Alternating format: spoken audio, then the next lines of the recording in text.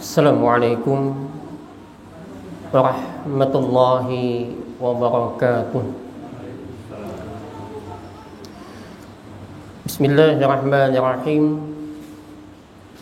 Alhamdulillahi nahmaduhu wa nasta'inuhu wa natubu ilayh wa na'udzu billahi min shururi anfusina wa min sayyiati a'malina. May yahdihillahu fala mudilla lahu wa may yudlil fala hadiya lahu.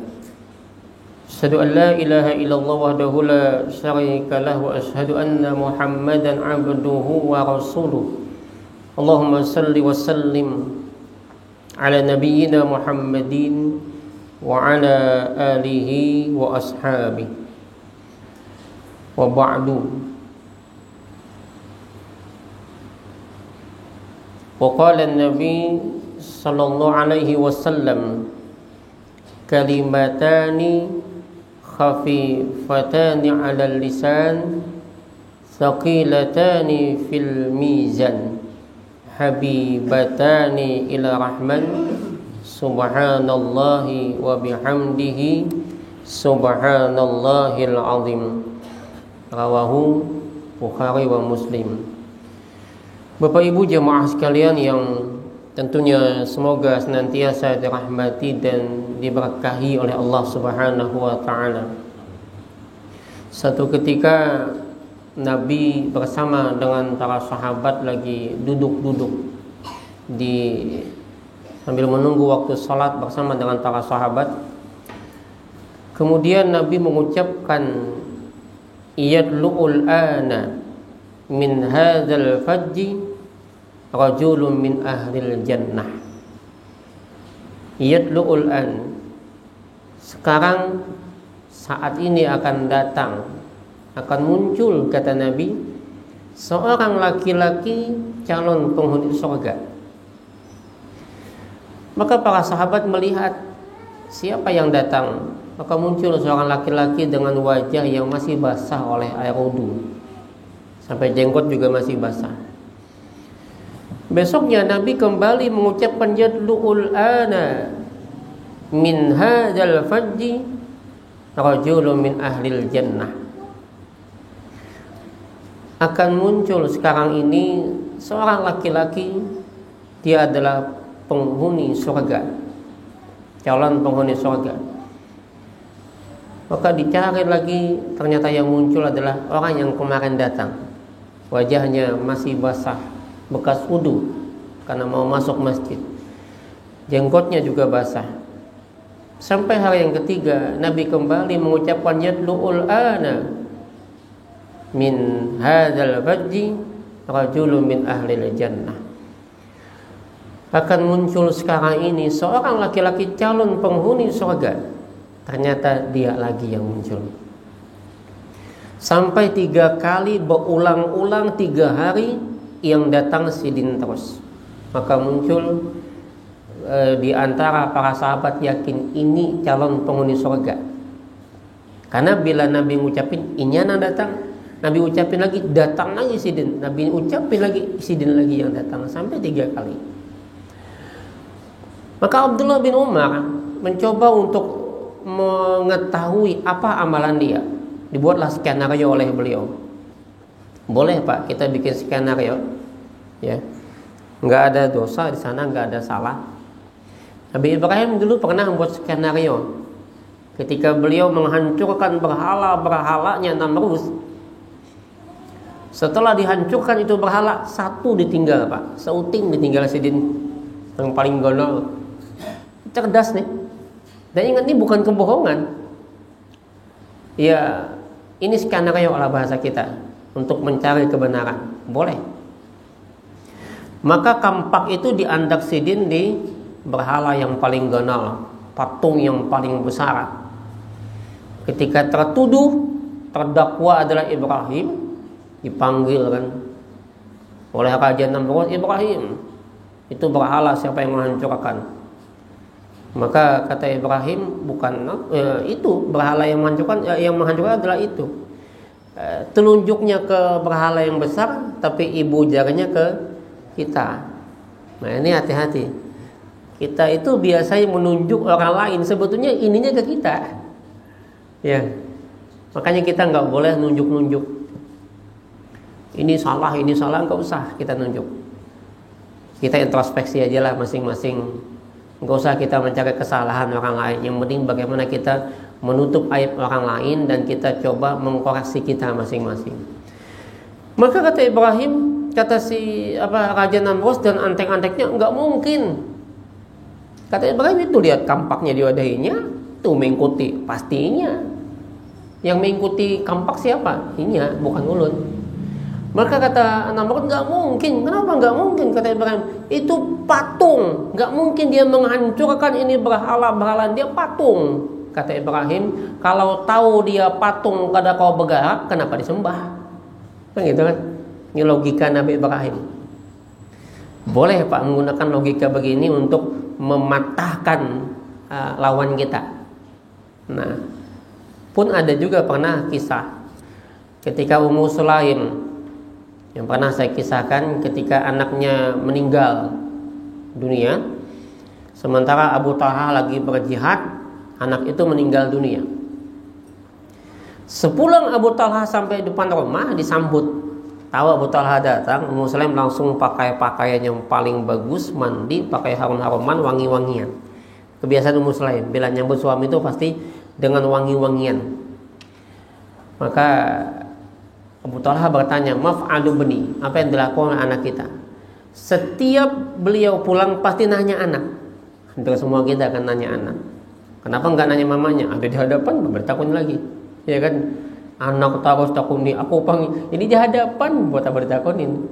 Maka kata Ummu Sulaim, masuk makan dulu ya, makan dulu, masuk kamar, selesai hubungan, berpandera. Wahai Abu Talha, bagaimana pendapatmu jikalau ada satu kaum menitipkan barangnya di satu tempat, di satu orang, lalu kaum itu ingin mengambil itu barang dan orang itu menahannya? Itu bukan bohong Pak, itu sekian kayo. Kiasan. Kata Abu Talha, siapa yang menahan? Itu kan ampun orang, bolehkah kan?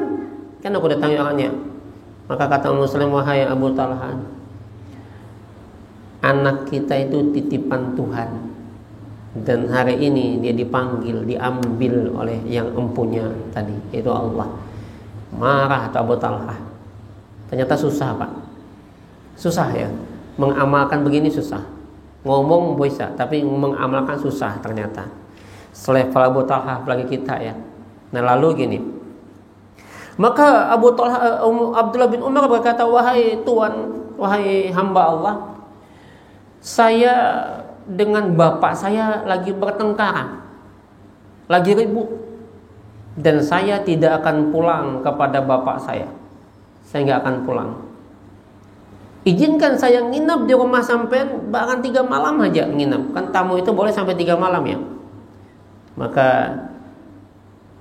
oleh laki-laki ini dibilang boleh, silahkan nginap.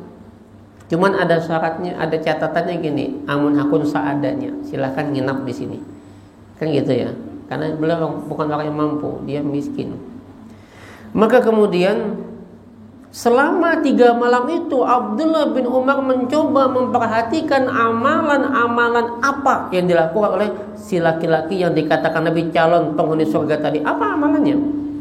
Tengah malam diperhatikan, gak ada sembahyang tahajud, witir gak ada, gak bangun tengah malam dia. Kemudian paginya gak ada salat duha, tidak ada dilaksanakan salat duha, dan tidak juga dia puasa sunat. Gak ada amalannya istimewa. Selesai di malam yang ketiga, Abdullah bin Umar pun berkisah, terus terang ujar Abdullah bin Umar, ulun sebujurnya kada berkelahi lan abah. Cuman kemarin ketika Nabi mengatakan akan datang calon penghuni surga, ikam nang muncul. Dikatakan lagi datang calon penghuni surga, engkau lagi yang datang.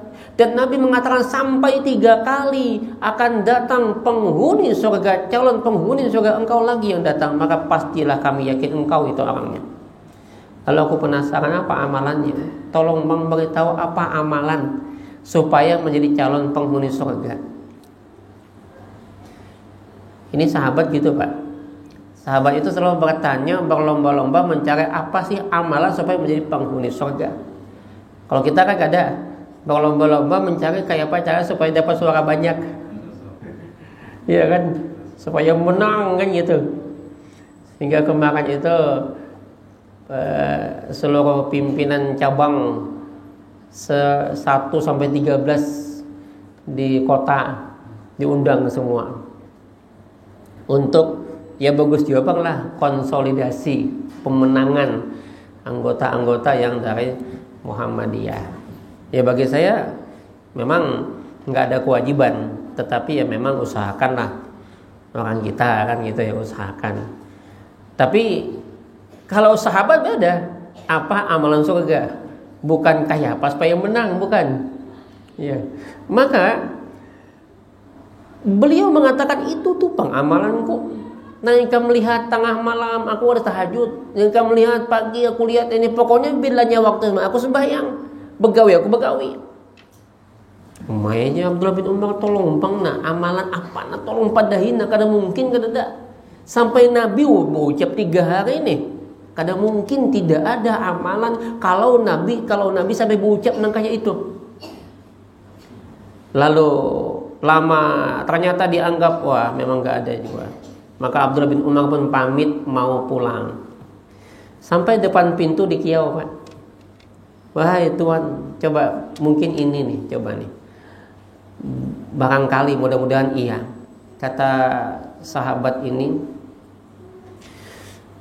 pertama kata beliau, mungkin ini satu, kalau ada orang lain yang mendapatkan nikmat, mendapatkan kelebihan harta, mendapatkan segala apa yang dia inginkan, maka satu kata beliau, aku tidak pernah dengki. Aku kada sudah dengki sidin, malah himung. Melihat tetangga nyaman, aku himung. Beda lawan kita kan. Melihat tetangga nukar kendaraan stres, isuk beli mobil stroke, isuknya tetangga kawin mati sidin. Hendak yo coba dulu tetangga tadi. Aku nggak pernah dengki. Yang kedua kata beliau, apakah orang menyambati aku, disambati apakah, dihinakah, dimakikah, aku tidak ada dendam.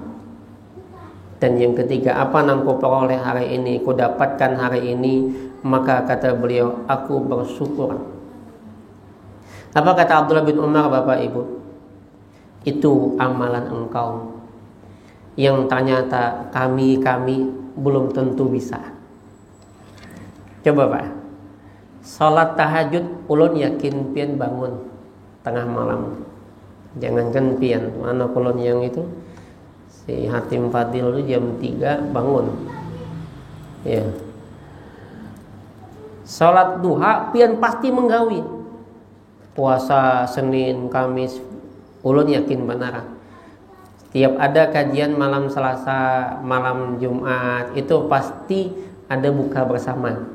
Berarti kan puasa sunat banyak kan. Insya Allah kita amalkan. Tapi ketika ada yang menyambati, menghina, memaki, bahkan memfitnah kita, sangguplah kita kada marah kan? Sangguplah kita kada berdiam? Susah Pak. Susah ketika kita apalagi diludahi kayak Nabi. Nabi diludahi, mencari malahan hendak diludahi pulang. Lewat mana? Dan tukang ludahi sekali garing baik. Bila lewat diludahi, pas Nabi lewat kalau tak bingung mana nih garing sekalinya. Meelangi Nabi. Wani sampai meelangi. Mungkin kita ada mampus nyawa itu kita. Dan matinya itu kita mendoakan orang yang kada baik. Susah Pak. Disambati itu sekawalah kita menahan. Apalagi kalau kita merasa terhormat bah. Dan bersyukur dengan apa yang Allah beri hari ini. Itu yang kata Abdullah bin Umar, itulah amalanmu yang aku kada sanggup. belum tentu bisa. Kita kadang-kadang terfokus kepada amalan-amalan secara zahir, tapi lupa amalan batin. Apa amalan batin? Syukur, sabar, tawadhu, jauh daripada kesombongan. Itu amalan batin. Maka itulah Hatim al-Asam di faidah yang kelima menyebutkan, anni ra'aitun nasa, sesungguhnya aku melihat manusia-manusia sepanjang aku hidup, kata beliau, dalam perjalanan hidup untuk mendekati kepada Tuhanku, maka kata beliau, aku melihat kepada manusia. Ingat, tujuan kita tuh Tuhan, Pak ya. Amalan itu bukan tujuan. Amalan itu adalah jalan, sarana menuju Tuhan. Ya. Kita ini kadang-kadang menjadikan amal ibadah itu tujuan. Kalau ibadah itu menjadi tujuan, maka ini yang kadang membuat kita itu kalau berbeda sedikit langsung marah. Lihat orang syariatnya tidak sesuai langsung merokok. Kemarin di Pontianak saya lihat di TV, Pak. Seorang ibu pakai pakaian gamis, pakai jilbab Islami banget. Di jalan tiba-tiba melihat ada dua orang gadis remaja pakai celana jeans, pakai jilbab. Oleh ibu tadi ditarik jilbabnya, Pak. Kenapa? Dianggap kada pantas pakai celana jeans, pakai kerudung tapi celana jeans. Mohon maaf, yang tidak pantas itu yang mana? Mestinya yang seperti itu tidak langsung kita bersikap kasar. Kita yang tidak pantas tidak menjaga nih emosi kita, tidak stabil. Ada juga yang dulu viral juga kan, sesajen di atas gunung itu ditendang. Itu tidak bijak, Pak. Bijaksanalah kita. Karena jangankan sesajen, kita memaki sembahan orang lain saja itu tidak dibolehkan dalam Islam, memaki. Karena kata Allah, dia akan balas memaki Tuhanmu. Berarti memaki saja nggak boleh, apalagi menendang. Itu urusannya nanti. Ini yang kadang-kadang kita tuh mudah. Kita ini misalnya hijrah, Pak ya. Dari yang tadinya melakukan perbuatan-perbuatan yang musyrik, kita hijrah. Tiba-tiba kita memusuhin teman-teman kita yang belum paham. Jangan lantas kita bermusuhan. Kenapa? Itu karena dia menjadikan syariat itu ibadah tujuan. Berbeda langsung marah. Kita ribut musik, Pak. Saya selalu bilang gini. Saya mencoba mendalami Ki Haji Ahmad Dahlan. Ini tokoh yang sangat moderat tengah. Beliau mampu menjembatani antara tradisional Ki Haji Hasyim Asy'ari dengan kelompok tradisionalnya, dengan Syekh Syurakati dengan kelompok yang teguh pada akidah. Ya, ini 3 tokoh nasional nih. Makanya saya cinta dengan Ki Haji Ahmad Dahlan, saya juga cinta dengan Ki Haji Hasyim Asy'ari. Dan saya juga cinta dengan Syekh Syurakati.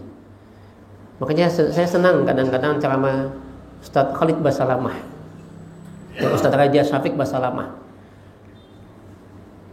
Luar biasa. Jadi kata Adi Hidayat, ambil ilmu dari Ustadz Khalid di sini, ambil dari Syafiq Raja di sini, ambil dari Gus Baha di sini. Itu kolaborasi yang hebat, Pak. Kalau 3 ini berkolaborasi, musuh Islam tuh kalah, Pak. Buang perbedaan dan sekat-sekat yang mengkotak-kotak kita. Saya ternyata tahu bahwa Ki Haji Ahmad Dahlan itu seorang ahli bermain biola. Tuh, beliau jago main biola, Pak. Ki Haji Ahmad Dahlan itu. Beliau juga beliau kan PNS ya, pegawai. Yang tugas beliau itu adalah seorang katib. Istilahnya ini pegawai Bimas Islam. Beliau juga jualan ya. Jualan apa tuh? Di kereta api kan, buku segala macam. Tokoh yang sentral. Nah, maka yang beliau lakukan saya lihat adalah kebijaksanaan. Kenapa? Jogja luar biasa, Bian. Kalau kemusyrikan di sana, itu kan keraton tuh, kerajaan. Kita tahu bagaimana keraton-keraton itu, budaya-budayanya. Tapi Ki Haji Ahmad Dahlan mampu membawa di sana. Nah, ini harusnya kita ngikutin itu. Jangan lantas kita mudah sekali emosi karena kita menganggap begini yang benar. Nah, maka Bapak Ibu yang dirahmati oleh Allah Subhanahu wa taala, Hatim Al-Asam mengatakan, sesungguhnya aku melihat kepada manusia nih sepanjang hidup ini, yadhummu ba'duhum ba'da, yadhummu, saling menjatuhkan, merendahkan, menghinakan, ba'duhum, sebagian mereka kepada ba'da, sebagian yang lain, menjatuhkan, merendahkan, menghinakan. Wa yartabu ba'duhum ba'da, dan saling menggunjing, mencela. Gibah itu kan cela. Gibah itu biasa diawali pertama adalah zon, prasangka. Makanya ya ayyuhalladzina amanu ijtanibu katsiran minadh-dhon. Jangan banyak prasangka. Karena dengan prasangka itu maka sebagiannya itu adalah itsmun, dosa. Dan dari prasangka itu muncul nanti menggunjing, menggibah, memfitnah. Gibah itu melahirkan apa? Tajassus, mencari celah kesalahan orang lain. Kenapa itu intinya? Dengki, Pak. Bapak Ibu lihat surah yang menarik juga. Wailul likulli humazatil lumazah. Humazah dan lumazah. Itu kalau kita perhatikan tafsirnya, humazah dan lumazah itu kan beda di hak sama lak. Wail itu kan celaka. Li itu bagi, kulli semua. Maka kalau li kulli berarti semua tanpa kecuali. Kecelakaan bagi semuanya tanpa kecuali. Siapa? Humazah, lumazah. Orang yang mengumpat dengan lisan.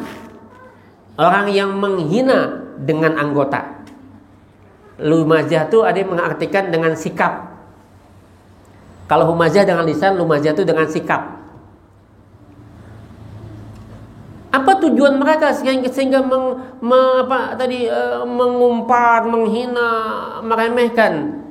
Alladzi jama'a ma la wa'addada, jama'a malan, hendak mengumpulkan harta, wa'addada, dan menghitung-hitungnya. Intinya hasad itu kalau kita baca di sini apa? Mal, karena harta. Coba kita perhatikan lagi. Fawajadtu dzalika minal hasad, kata Hatim. Aku dapatkan yang demikian itu, dia bermuara, dia munculnya adalah bagian daripada hasad. Hasad. Malahu wa'adadah yahsabu anna malahu akhladah. Akhladah, Khalid, khuldi, kekal kan? Mereka merasa bahwasanya mereka itu kekal. Apa kekal di sana?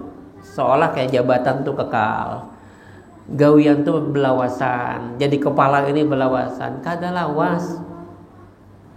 Saya selalu bilang kalau kita di masjidnya, kadang kan di masjid tuh kadang-kadang ribut juga, Pak. Saya kadang heran pengurus masjid kita. Sesama pengurus tuh masih aja ribut. Apa yang dicari sebetulnya?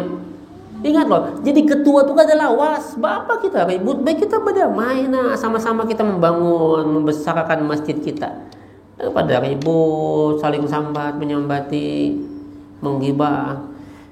Yang paling banyak laporan tuh kan ke ulun. Nanti kan pengurus masjidnya datang pada ulun, ada yang beristilah ke rumah berkesah. Saya bilang ngapain? Kita kada lawas juga jadi ketua. Coba ada yang lawas. Paling lawas kayak di Al-Jihad misalnya 16 tahun. Berganti juga. Iya kan? Makanya idealnya memang pengurus itu kompak. Jangan berebutan. Nah, kita balik tadi, Pak. Maka Fawajadtu dzalika minal hasad. Kenapa orang menggibah? Kenapa orang menggunjing? Kenapa mengumpat? Kenapa menjatuhkan, menghinakan, merendahkan? Kudapatkan yang demikian itu minal hasad, dengki. Sesama ustaz saling menjatuhkan. Stop sudah. Nggak usah kita saling menjatuhkan, menyalahkan. Walaupun kita misalnya gini, ini pulang dari luar negeri, dari Timur Tengah, pintar nih. Ada kiai kita di kampung orang biasa, walaupun pintar kita, jangan kita merasa lebih pintar dari beliau. Hormati sidin. Karena beliau orang kampung, tetuha yang membina. Ini kadang-kadang hanya datang mengaji di mana, tiba-tiba langsung kita menyalahkan gawian sidin. Tunggu dulu, pelan-pelan. Hasan dan Husain itu melihat ada seorang kai berwudu itu salah, Pak. Cerdasnya nih cucu Nabi. Wudu itu salah.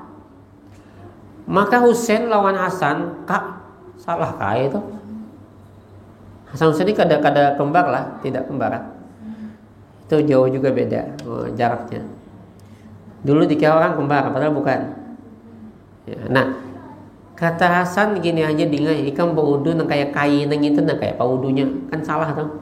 Karena kalau langsung menagur kesidin kasihan. Orang tua itu jangan tapi dianui. Orang tua itu hormati, kan? Namanya yang tua. Maka disitulah kadang-kadang, makanya nih kadang-kadang Pak ya, tua itu baru merasa. Nang bila dianum, yang anum meremehkan kita, kasihan. Itu pula makanya saya kadang-kadang pesan sama keluarga itulah. Kan gini, tradisi orang kita itu selalu ingin anak itu lebih hebat daripada orang tua. Kalau saya enggak, anak hebat orang tua tetap aja jaya. Jangan sampai kita bergantung kepada anak di masa tua. Terus itu falsafah orang Cina gitu. Jangan sampai kita bergantung kepada anak di masa tua. Kenapa? Dikatakan beda. Kalau anak lawan kuitan nyaman. Kuitan nyaman, anak nyaman. Anak nyaman, kuitan belum tentu nyaman. Kadang-kadang ini bisa kasar lawan kita. Dan kadang-kadang bisa kada nyaman lah kita. Maka jangan sampai bergantung sama anak. Itu juga ada prinsip gini Pak. Saya selalu bilang gini. Kalau kita meninggal kita lahir dalam keadaan miskin, itu bukan salah kita. Tapi kita meninggal dalam keadaan miskin, itu salah kita. Dalam konsep salah kita kan? Apa salahnya? Kita tidak bisa memanage hidup.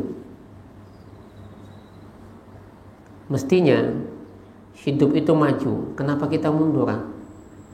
Dalam mengelola kehidupan. Ya. Nah, kita balik tadi.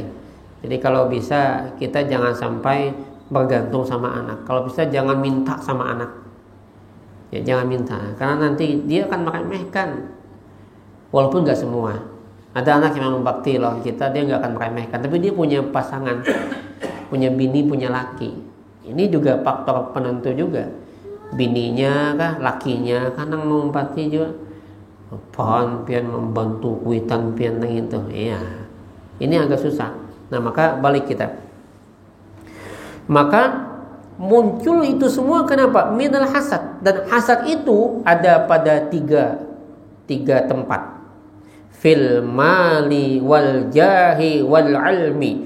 Pada harta, pada kedudukan, dan pada ilmu. 3 macam. Tadi saya katakan, kenapa kita dengki? Karena harta.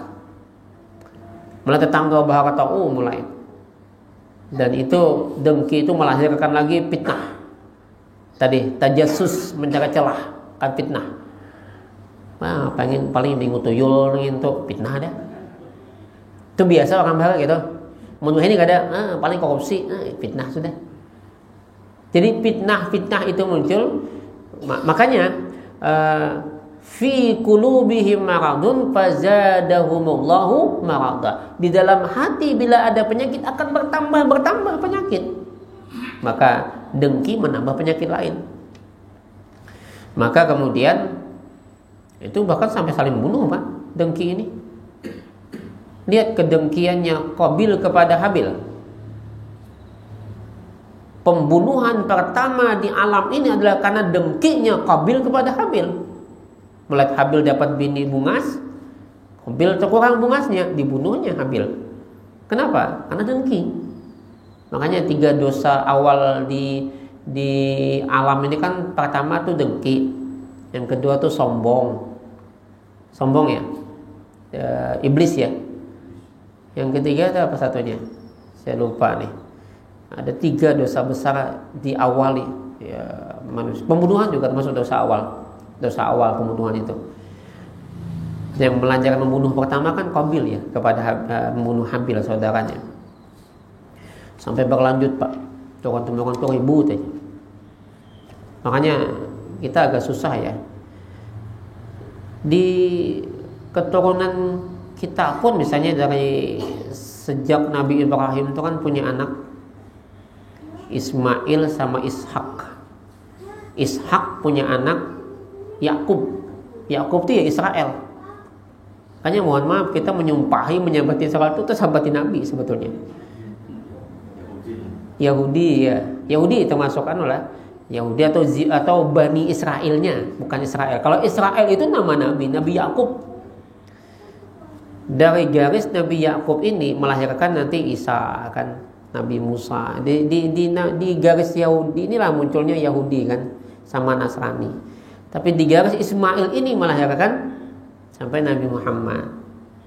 Nah itu pun ternyata kalau kita perhatikan sejarahnya, di keturunan Ismail ini pun terjadi juga istilahnya, kita belum peperangan antara 2 bani ya, Bani Israel sama Bani Ismail ini. Masih karena ada yang mengatakan karena persoalan kecemburuan, diawali kecemburuannya Sarah kepada Hajar. Kelompok ini rasa cemburu, tidak ingin ada keturunan Ismail yang menjadi nabi. Maunya adalah dari keturunan Ishak, bukan dari keturunan Ismail. Itu yang awal-awalnya. Makanya bila orang itu ribut masalah warisan, masalah ini, itu pasti berdiri sana. Ya, harta itu pasti berdiri sana. Termasuk di zaman Nabi itu dulu ada yang namanya Qusay bin Kilab. Itu yang kemudian nanti menguasai kota Mekah pertama. Karena Mekah itu kan kemudian dikuasai oleh kelompok lain. Nah, cerdasnya datuk Nabi yang bernama Qusay bin Kilab itu, beliau pertama untuk menguasai kota Mekah, kawin dulu dengan anak Raja Mekah. Dikawini dulu. Itu kan sampai kemudian kisahnya terjadi peperangan dan sebagainya, maka beliau pun menguasai kota Mekah. Dan nanti kota Mekah itu beliau melahirkan 3 anak, kalau nggak salah 3 ya. Abdul Dar, kemudian Abdul Manaf, dan satunya Abdul Uzza. Nah dari sisi Abdul Uzza ini nanti anak keturunannya sampai kepada Khadijah. Kalau Abdul Manaf nanti garis keturunannya sampai kepada Nabi Muhammad. Kalau Abdul Dar itu garis keturunannya termasuk Muawiyah. Abdul Syams itu adalah saudara kembarnya Muawiyah dari sisi Abdul Manaf ya, Abdul Manaf juga. Jadi itu menarik sebetulnya ya. Jadi peperangan itu kenapa? Karena kedengkian. Ada rasa dengki. Nah ini yang kemudian Nabi datang itu liutamima makarimal akhlak, memperbaiki akhlak, kemudian membawa rahmat bagi alam semesta. Ada 2 misi sebenarnya Nabi datang. Rahmatan lil alamin. Yang kedua adalah akhlak. Ini misi beliau. Sehingga orang yang sholat itu menghasilkan apa? Dia akan terhindar daripada perbuatan keji dan mungkar. Jadi akhlak kan intinya. Nah, baik Bapak Ibu yang dirahmati oleh Allah Subhanahu wa taala, maka ada 3 muara. Mal, jah, ilm. Mal kita tahu, pasti karena harta kita kadang-kadang ribut. Yang kedua adalah jah. Jah itu kedudukan, kemuliaan. Di awal, di faidah yang keempat, kita sudah membahas apa saja dimaksudkan dengan kemuliaan, keagungan, kebesaran atau kehebatan. Itu Hatimah Al-Asam menyebutkan bahwa ada sebagian yang menganggap kemuliaan itu letaknya pada fi kasratil aqwam, banyak pengikut, atau kasratil aulad, banyaknya anak. Ada yang menganggap kemuliaan itu terletak pada berlimpahnya harta. Jadi harta yang berlimpah. Kemudian ada lagi yang menganggap bahwa kemuliaan itu terletak pada apa istilahnya, banyaknya itlafil mal. Itlafil itu apa namanya, poya-poya pada hartanya dan lain sebagainya. Ada lagi menganggap bahwa kemuliaan itu bila kita bisa merampas hak orang lain. Zaman dulu kan kayak bila kita bisa menguasai tanah ini hebat. Itu zaman dulu ya.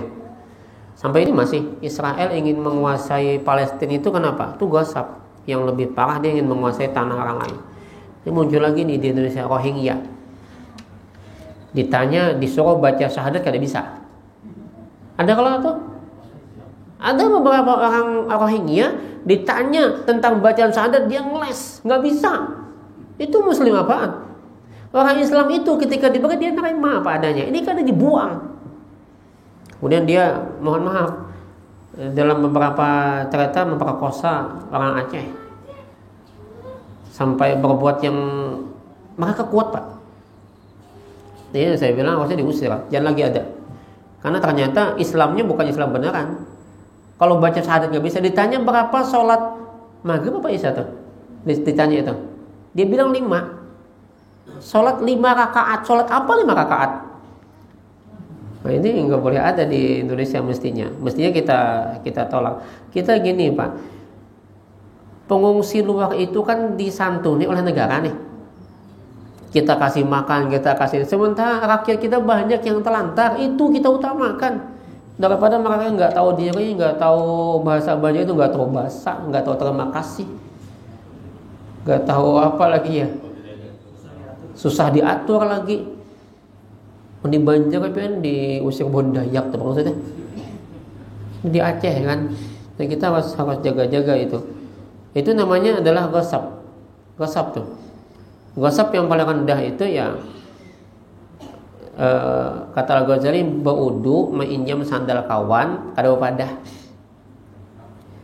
Mbahnya baudu di sana, di anak sana, di buncu manakah? Bingung kawan, mana sandal udah hilang.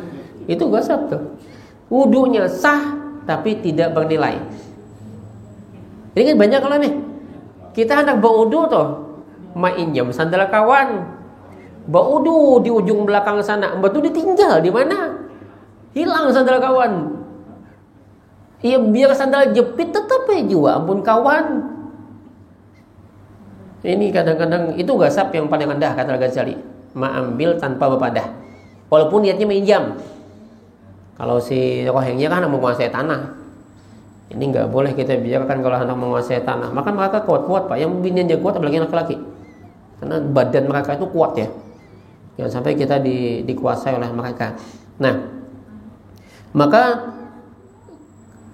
kemarin ada juga ya, kemuliaan itu ada yang menganggap dengan ini. Padahal kemuliaan itu letaknya pada apa? Letak kemuliaan itu ada pada ketakwaan. Inna akramakum indallahi atqakum. Bukan pada banyak jamaah, bukan pada banyak harta, bukan pada banyaknya punya keturunan, bukan pada banyaknya berlimpah ruahnya harta kita. Boleh jadi mohon maaf Bapak Ibu, ada tukang becak bisa lebih mulia daripada kita.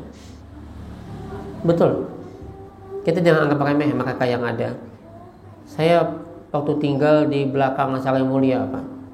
Setiap sholat zuhur itu saya singgahnya di Masjid Syafa'ah Kuripan. Waktu itu saya jalan kaki, ada tukang beca di depan Masjid Syafa'ah itu.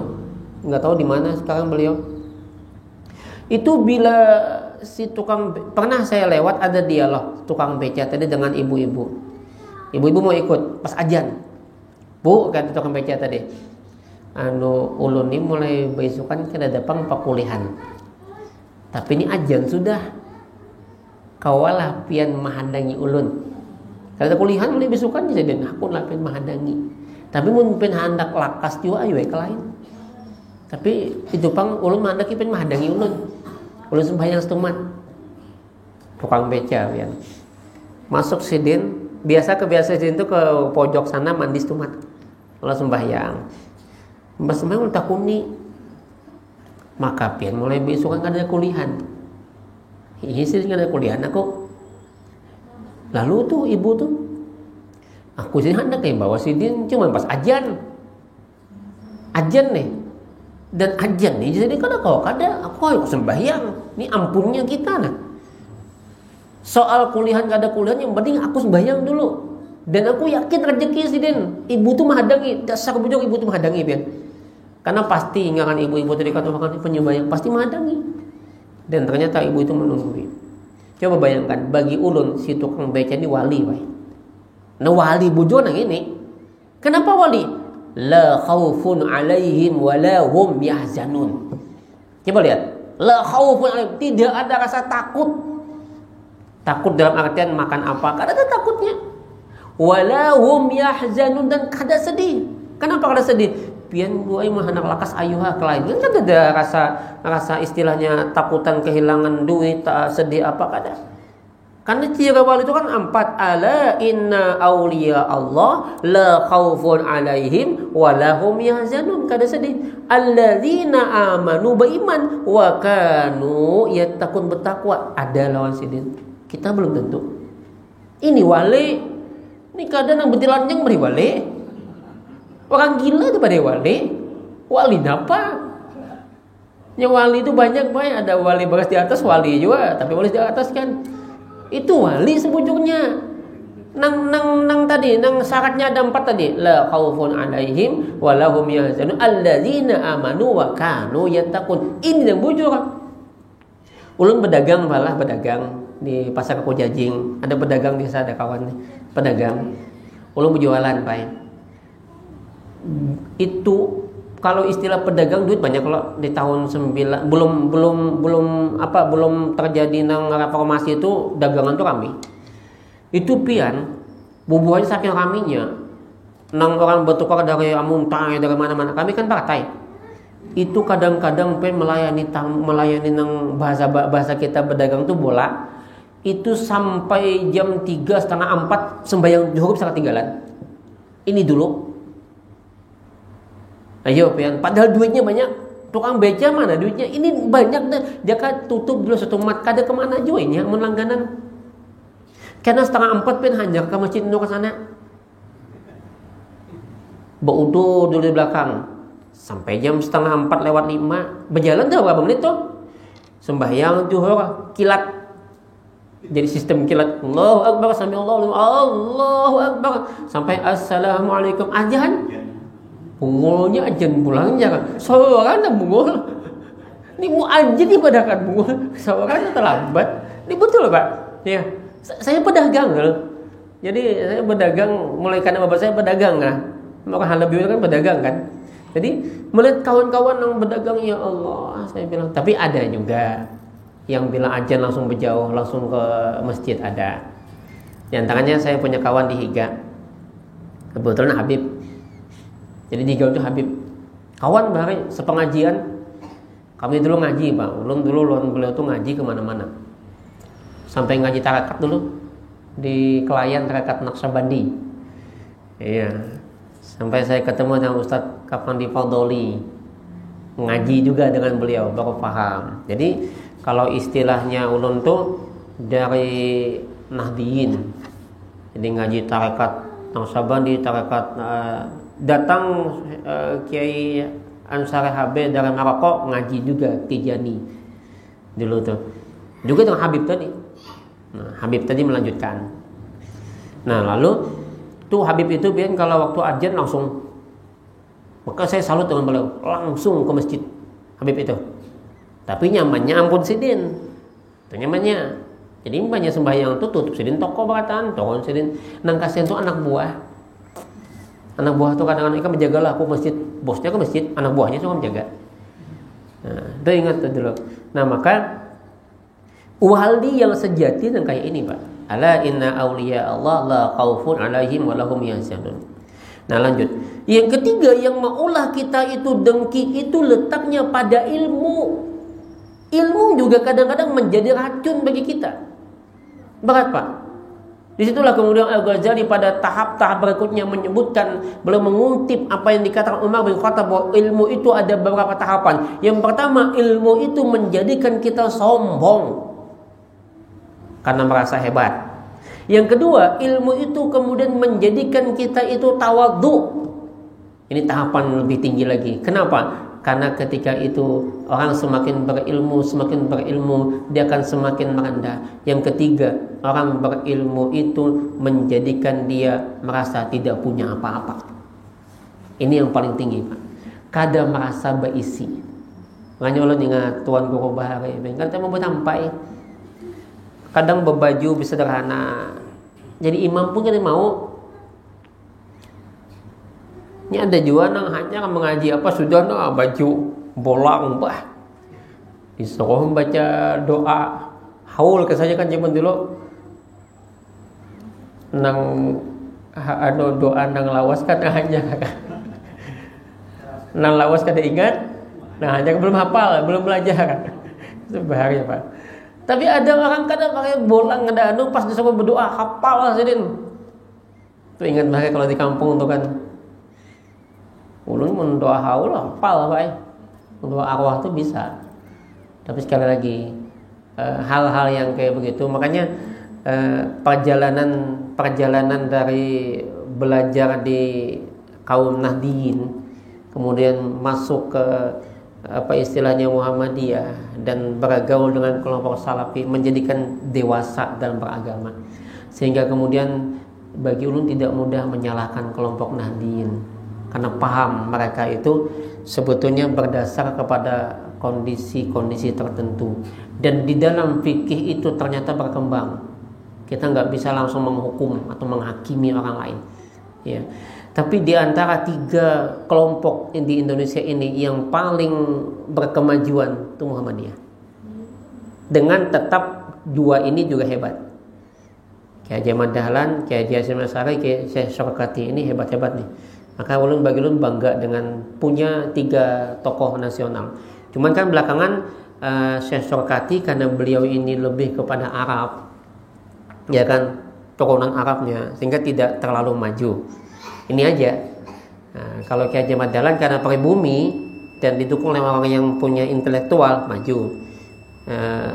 NU dengan tradisionalnya juga maju. Cuma di Al-Irsyad memang agak kurang. Kedepan saya selalu bilang sama teman-teman di Al-Irsyad, coba rangkul orang pribumi juga. Jangan mentok hanya bubuhan Arab, tapi ajak. Tapi alhamdulillah mulai ikut Al-Irsyad juga banyak bukan Arab ya, banyak orang kita juga. Nah baik, barangkali ini mudah-mudahan ada manfaatnya dan kita bisa mengamalkan amalan-amalan batin tadi, yaitu jauhi sifat dengki, tetap syukur, sabar, dan tidak ada dendam di hati kita. Barangkali ini kita tutup dengan doa kafaratul majlis. Subhanakallahumma wa bihamdika asyhadu an la ilaha illa anta astaghfiruka wa atubu ilaik. Hasbunallahu wa ni'mal wakil. Assalamualaikum warahmatullahi wabarakatuh.